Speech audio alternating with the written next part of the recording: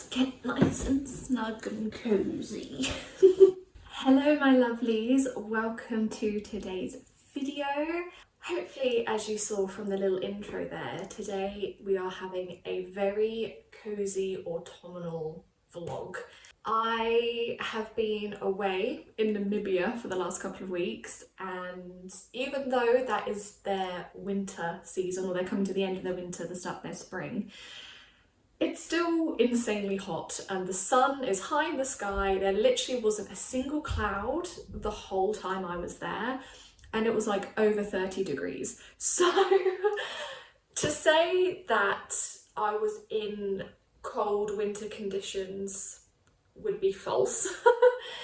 And as soon as I stepped foot back on English soil, I felt the autumnal energy in the air, which excites me so much because I flew back at the beginning of September, which to me, even though autumn equinox Mabon isn't until the 22nd of September, I like to divide my seasons in months. So September, October, November, that is autumn to me. So I have definitely been getting myself in the autumnal mood, watching super cozy autumnal videos, and I've been getting my autumnal decor out. As you saw, I've changed my bedding now, and if you haven't done so yourself, please grab yourself a nice cup of something warm and snug and cozy. Pop it, if you have one, in a autumnal themed mug or Halloween themed. You know, let's start celebrating early for that as well, why not? And let's talk about some cozy autumnal themed books. If you have seen previous vlogs that I've done, you would have seen that I've done a summer and a spring version of this, and it only seemed fitting to do an autumnal version as well. So I brought you with me to go autumnal book shopping, and I'm very, very happy with the books that I got. So I was thinking that I can show you the books that I bought, and then we can also talk about some books that I would like to read in the autumnal season in general, because there are some that I already have that I would love to get to this season. And speaking of that, I should probably go get them from my room. I've got the books. So I think what we'll do is we'll start with the books that I have recently bought, that I went out and got specifically, and then we will get into the overall TBR and what I'm currently reading. So even though this is a tiger bag, the books in here I actually got from the works. Funnily enough, the books that I showed you, the ones that I picked up and we're looking at, spoiler alert, aren't the books that I picked up. These two books were very impulse. I say impulse. One of them I've been eyeing up for ages, well over a month now, and I always pick it up and look at it and think, I don't know, like that's kind of calling out to me, but I never bought it. And then I was just like, you know what, I'm going to do it. More because the colour of the book screamed autumn to me. And I think you'll understand why when I show you. So, the first book that I picked up for £3.50, might I add, is really good actually, by Monica Hasey. I'm sorry if I'm pronouncing that wrong. Like I said, £3.50 from the works. I have seen this book in there for quite a while, and as you can see, visually, I think it's very autumnal, spoopy vibes, but it's not a spoopy book. It's a very much finding yourself in your mid to late 20s. So this is what it says on the back. I'm not the best at summarising books, so I'm probably just going to read the backs to you. So, Maggie's marriage has ended just 608 days after it started. But she's fine. She's doing really good actually. Sure, she's alone for the first time and can't afford her rent, and her obscure PhD is going nowhere. But at the age of 29, Maggie is determined to embrace her new status as a surprisingly young divorcee. As Maggie throws herself headlong into the chaos of her first year of divorce, she soon finds herself questioning everything, including, why do we still get married? Did I fail before I even got started? And how many 4 a.m. delivery burgers do I need to eat until I am happy? And when I read the back of that book, I related to it so hard Not the divorcee bit, I am still very much happily in my relationship, but the whole feeling of feeling like you've failed before you even started. There's a pussycat! Sorry. Our neighbours has cats and they sometimes come into our garden and I just saw it jump over the fence. Cute. Sorry, as I was saying, the way I relate to this book is our main character, she's in her late 20s. I'm not in my late 20s yet, I'm in my mid 20s. But that feeling of you've already failed, you know, you're in that age where people still say you're young, but you don't feel young. You feel like you should have it figured out already. You feel like if you're not thriving by your early 20s, you're doing things wrong. And I don't know, I just feel like I'm going to be able to relate to our main character in this book a lot. And I feel like I really need that right now. And I really love the cover. I think the cover's so nice. Should I take the sticker off? Let's take the sticker off. I'm not one to keep stickers on books. I'm actually surprised I haven't taken these off before filming this actually. That's so much better. I love the work stickers because they come off so nicely. There we go. That's what the cover looks like without that big old sticker on it. Now this second one was definitely an impulse buy. I'd seen it, I've seen very good reviews about it, and I've just seen it kind of dotted around bookshops whenever I've wandered in. They've been on like the display tables and things like that. I'm going to take the sticker off because we don't need the sticker on there. And this was the only copy that I saw in the shop of it, so I'm assuming it might have been maybe the last copy and it sold pretty well, I don't know. I do feel like I'm semi-sticking to the theme when it comes to like autumnal spoopiness, because it is How to Kill Your Family by Bella Mackie. I love my family and I do not want to harm them in any way, but I've heard that this is kind of like a dark comedy, I think. It says on the back, they say you can't choose your family, but you can kill them. Meet Grace Bernard, daughter, sister, serial killer. Grace has lost everything and she will stop at nothing to get revenge. So when you read that and look at the cover, if you ignore kind of the quotes from the authors that have read it, you're probably thinking like this is going to be like a serial killer thriller kind of book. But then you read what people have said and it's like hilarious, chilling, but also laugh out loud funny. So I'm thinking, yeah, funny, sharp, dark and twisted. So I'm getting the vibes that it's like a dark comedy, kind of like Butcher and Blackbird maybe, which I have read. So I don't know, but I'm really intrigued and I'm looking forward to it. This is their first novel, but I really love her dedication. It says, for my dad who read me 100 murderous bedtime stories, for my mum who read me 100 uplifting ones, I promise never to kill either of you. Which I thought was great. So I'm really intrigued by this and I'm intrigued to see where it goes because I don't know anything apart from what I've read from the back. So I think the cover is stunning. I love the pink and the black. Love it. But anyway, so these were the two books that I picked up from the works. I have been rambling. I'm so sorry. I'm just so excited about these books that I've got. This may be longer than I anticipated. Next, we of course went to Waterstones and I was so happy with what I got in Waterstones. So I went in with a specific book in mind that I wanted to get. Well, two actually. The first one that I had in mind I got, I'll show you that in a minute, don't worry.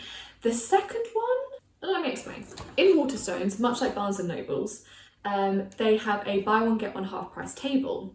And I always look at it, obviously, because one, it's the first thing you see when you walk through the door, but also buy one, get one half price. Hello. So, as soon as I walked up to the table, I saw this book. Now, this wasn't the book that I wanted to get, but it's by the same author, and it was very much fitting the autumnal cozy vibes. And that is The Cinnamon Bun Bookstore by Laurie Gilmore. Now, the book that I wanted to get was The Pumpkin Spice Cafe, which they did have, but it wasn't part of the buy one, get one half price deal. So, I picked this one up instead. I believe this is newly released this year, and I don't think it's the sequel. I'm pretty sure it's probably one of those, I don't know, this is an absolute assumption. I'm hoping it's a standalone, but maybe it could be one of those interconnected standalones where you don't have to read them in order, but you know, there might be characters from the previous book that pop up as cameos. I'm hoping it's that kind of situation. From the sounds of it, I don't have to have read the Pumpkin Spice Cafe to read this, which I'm very happy about. And when I read the back, I'm actually really intrigued by the plot of this. But it was the buy one get one half price. Let's get this sticker off. I don't do stickers. Every time I watch a video and it's someone doing a book haul or they're talking about a book and they hold it up and I can see they've got the sticker on there still, my eye starts to twitch a little bit. I'm like, we did not design these beautiful books to then prevent them with big old stickers on them. Oh, just look at the cover, is so gorgeous and just so perfect for this time of year. And then you've got the Pumpkin Spice Cafe, and I didn't realise this, but she's also written a Christmas one called The Christmas Tree Farm. So hopefully if I enjoy her writing, maybe we'll be doing another version of this for the winter Christmas season, who knows? But on the back it says, when a secret message turns up hidden in a book in the Cinnamon Bun bookstore, Hazel can't understand it. As more secret codes appear between the pages, she decides to follow the trail of clues. She just needs someone to help her out. Gorgeous and outgoing fisherman Noah is always up for an adventure, and a scavenger hunt sounds like a lot of fun. Even better that the cute bookseller he's been crushing on for months is the one who wants his help. Hazel didn't go looking for romance, but as the treasure hunt leads her and Noah around Dream Harbour, their undeniable chemistry might be just as hot as the fresh out of the oven cinnamon buns the bookstore sells. Oh my goodness, that sounds so good. Oh my gosh, as I was reading that, I was just getting the warm, fuzzy feelings inside that I've been craving. Oh my gosh, this sounds like I'm going to be stepping into Stars Hollow. And I'm sorry, but Laurie Gilmore Girls, Lorelei, I wonder if that's her real name. I'm so curious if that's her. Oh, classic. Comes with a playlist. Love that. Love it when that happens. Oh, so this is book 2, Dream Harbour series. So I'm assuming they're all set in the same place, but different people and stories, I'm hoping. I'm going to tell myself that because I'm still going to read this anyway. Laurie Gilmore writes small town romance. Her Dream Harbour series is filled with quirky townsfolk, cosy settings, and swoon-worthy romance.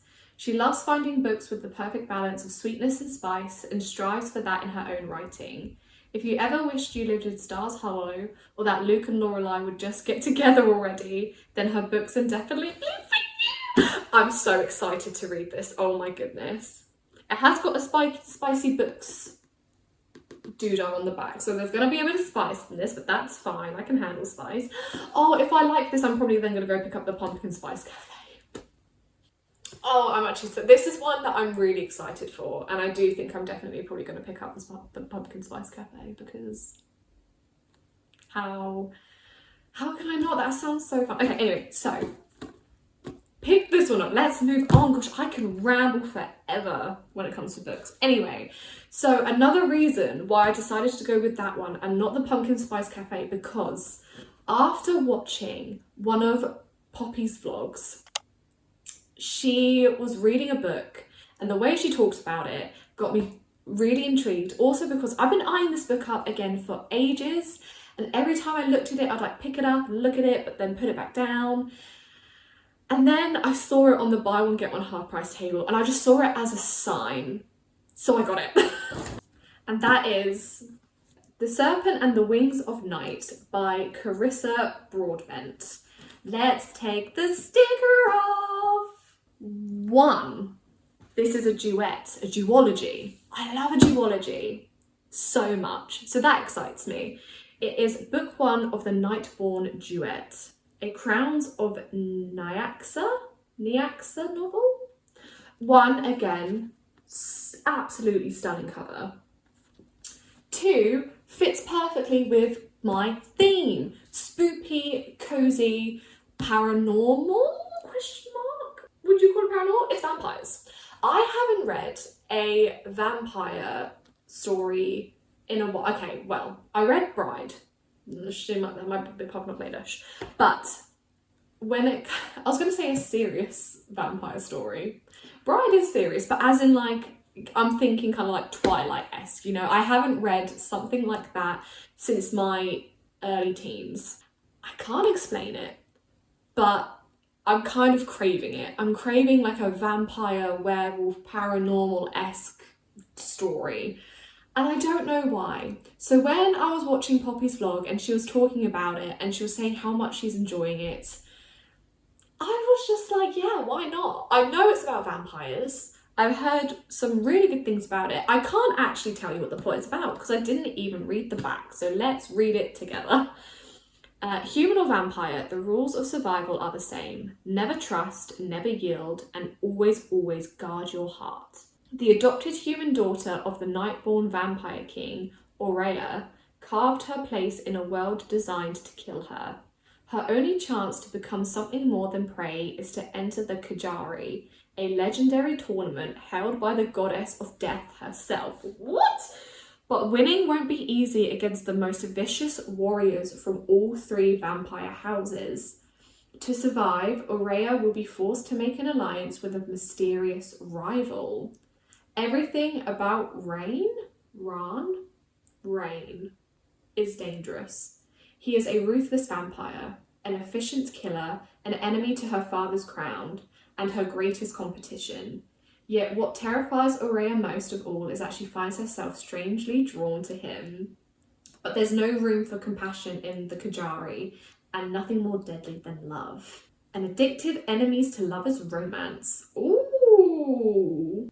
Oh, I love reading dedications. So the dedication is, it says, for all the underdogs who don't let fear stop them from fighting. So, there's a trigger warning note, but I appreciate that. We appreciate a trigger warning note. And there's a map. The House of Night, the House of Shadow, the House of Blood. We love a good map. Oh, okay. Oh, and it's a little bit poppy as well. Love it. Okay, so I am very much intrigued by this. Haven't read something like this in quite a while, so I'm excited to see where it takes me. But shout out to Poppy for essentially convincing me to pick this up. I am yip yap yabbering. Wow. The final book that I picked up in Waterstones is the book that I've wanted and have been waiting for since my spring reading. I've been waiting for this book to come out in paperback specifically. I'm a paperback gal. And now that it's out in paperback, I just wanted to run to Waterstones to get it. So that's what I did. I cannot wait to read it. I am so excited. I'm just going to share it with you now.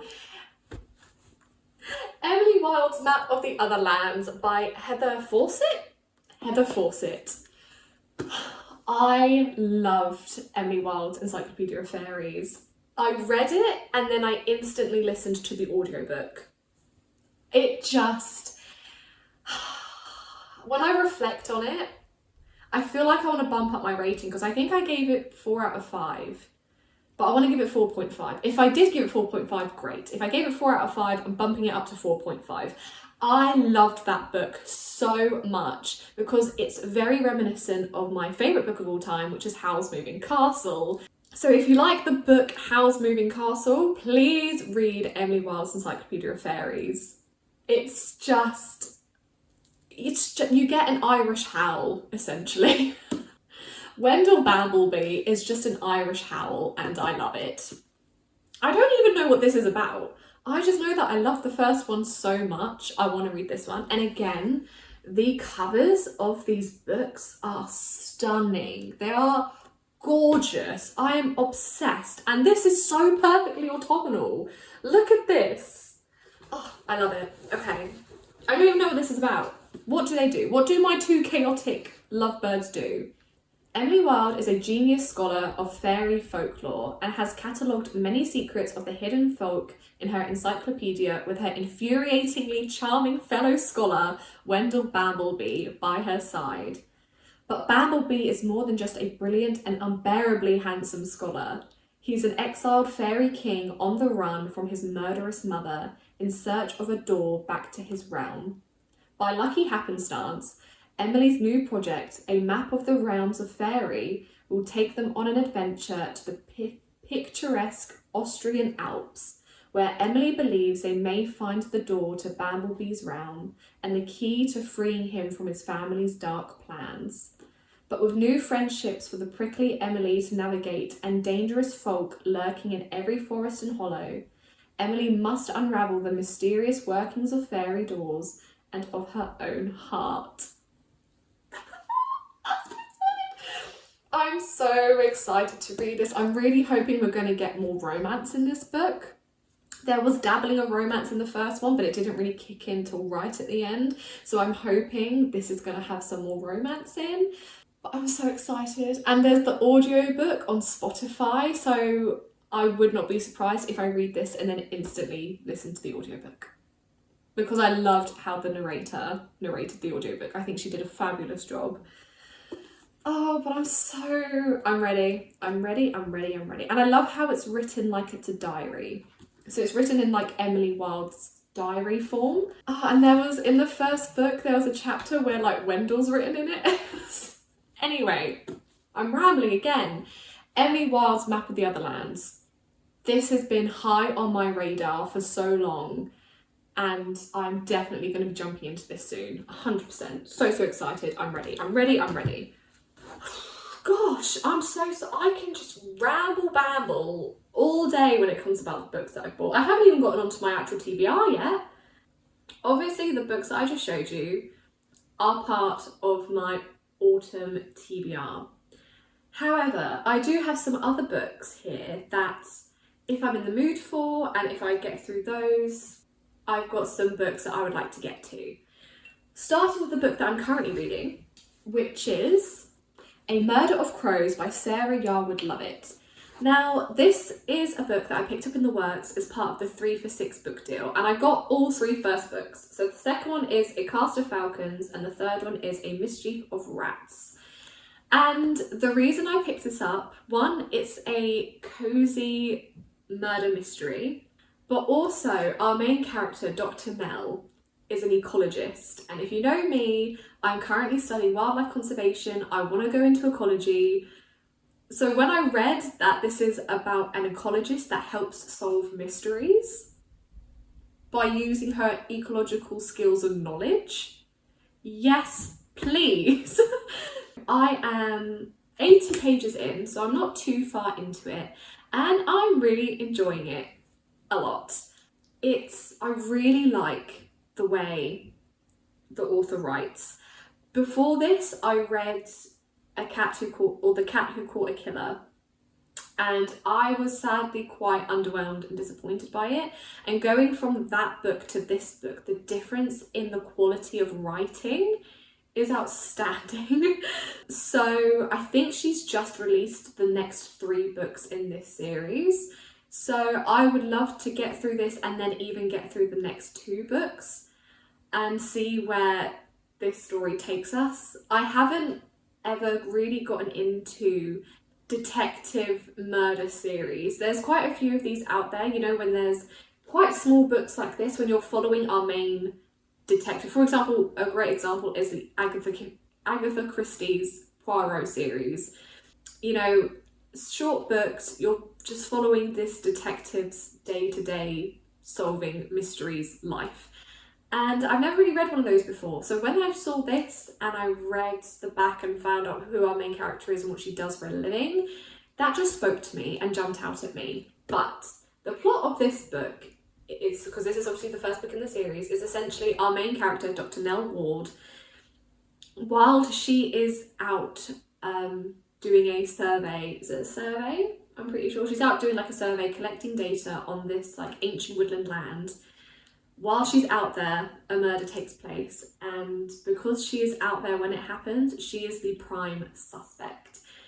So this first book is following her trying to essentially prove her innocence while also trying to solve the murder. I'm having a great time. I wasn't expecting a little bit of a love triangle. There's a little bit of romance that's been dabbled in here at the moment, and it's kind of like a love triangle, which I wasn't expecting. So I am curious to see where that's going to go. I'm really enjoying it. It's definitely getting me in the cozy mood, especially since the book starts at the end of August. I'm assuming as I read on, we're going to enter like September, and I'm probably going to catch up to where I am now, like September 8th or whatever it is today. That is what I'm currently reading. Once I finish that, I have no idea what I want to move on to. However, I have got a stack of books here that I think are really perfect for the autumnal season, spoopy season as well. So I thought I would share them with you as, I would say, recommendations. Obviously, I haven't read these, but these are books that I've heard very good things about, and I'm very excited to read them myself. So the first one, cozy fantasy. If you watched my spring book shopping vlog, you would have seen this, and I didn't get around to reading it in the spring, but I don't mind because I think this may be more fitting for the autumn, and that is Legends and Lattes by Travis Baldree. I don't think I need to say much about this book. I think a lot of people have either read it or they know about it, but this is about a retired orc who basically is done with living the violent life and decides to open up a cafe. And apparently that's all it's about. Just this orc that's a bit like, look, I've done my days of fighting and just being violent. I kind of just want to retire and open up a little cafe. And that's apparently what they do. And I think there's also a bit of a romance in here, if I'm remembering correctly. That I may be wrong, but I think I heard that there's a romance in it. Yeah, it's not a big book. I've heard great things. Cozy, fantasy, low stakes. It might be a really good kind of in-between book. If I'm reading kind of two heavier books, this may be a nice kind of break in the middle. The next book that I have next to me, I am a little terrified because it has been so highly hyped that I'm worried that what happened with Powerless is going to happen with this book. So I'm trying to lower my expectations with it. However, I do think now is kind of the perfect time to read it because it's like September back to school energy, right? Fourth Wing by Rebecca Yarros. Now, I've heard this been described as like, if you like How to Train Your Dragon, which I love those movies. Feel like I really should read the books as well. But again, at this point, I feel like I don't need to tell you what it's about because this book has been absolutely everywhere. But from what I'm gathering, think Hunger Games meets 50 Shades. Is this spicy? Like spicy? I wasn't expecting it. I knew it was a romance. I didn't think it was going to be like spicy. Okay. Friends, enemies, lovers, everyone has an agenda. Oh. Violet Sorrengail expected to live a quiet life surrounded by books until she was forced onto the world's deadliest training ground. Now she must fight to join the army's elite, dragon riders. But dragons don't choose fragile riders. They incinerate them. And when your body breaks as easily as Violet's does, death is only a heartbeat away. Ooh. I've heard a lot about this Xaden, who I'm assuming is the love interest. Many would kill Violet to better their own chances of success. The rest would kill her simply because of her last name, including the ruthless Xaden Ryerson, her family's greatest enemy. With the odds stacked against her, Violet must use every edge her wits can give her just to see the next sunrise. Because once you enter Basgaith War College, there are only two ways out: graduate or die. Damn! So I'm very intrigued. I really want to read it, and I just think September, early autumn is the perfect time to read it. Now, this next book I bought, I think, a year ago, and I love this author. She wrote a duology that I just adore, and I have every intent of rereading. I just want to make sure I reread it at the right time.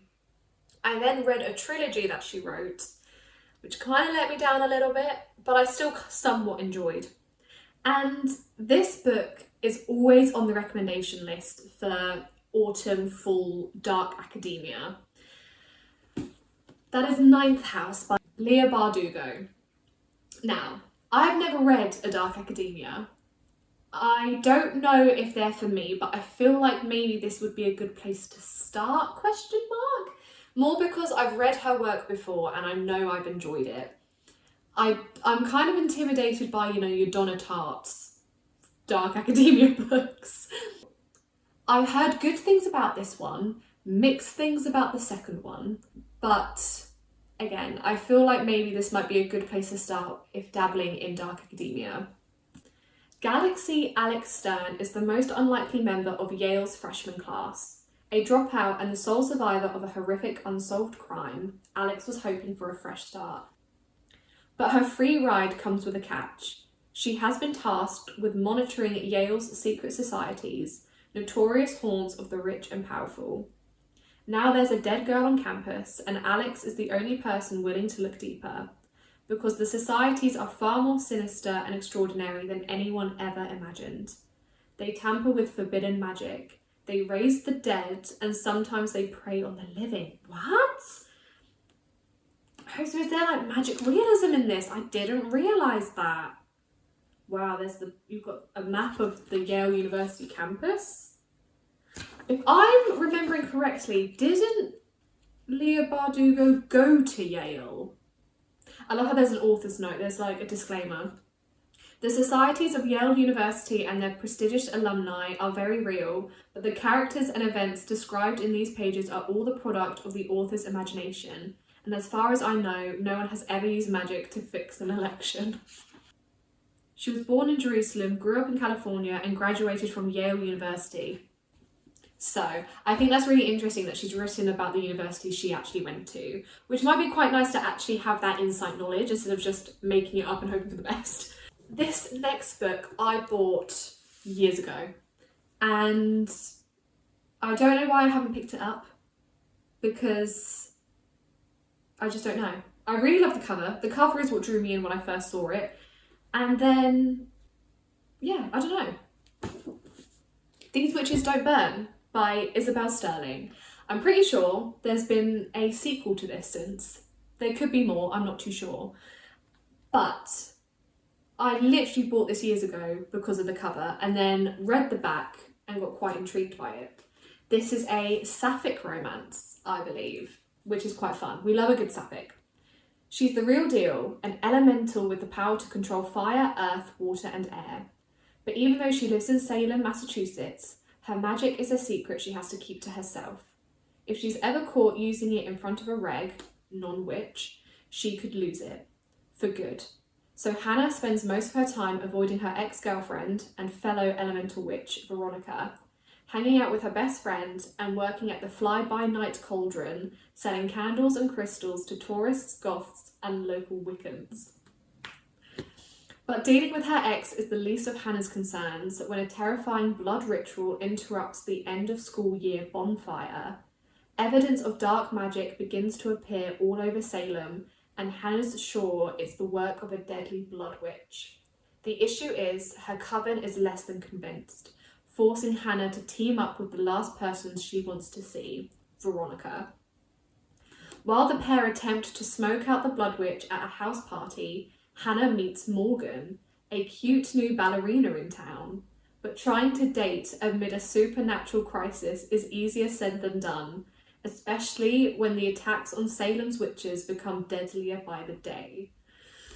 So, from the sounds of it, we've got a bit of a love triangle going on as well. That's exciting. Oh, this sounds like kind of a fun, I don't know how light-hearted it's going to be. I think it's YA, so it's not going to be super dark and stuff. I'm kind of hoping it's going to be like a little light-hearted romance, mystery, witchy, magical goodness, which I'm down for. And the final book I have is Bride by Ali Hazelwood. Now, if you have seen my previous videos, you would have seen that, yes, I've already read this. This is currently the only 5-star book I've read this year.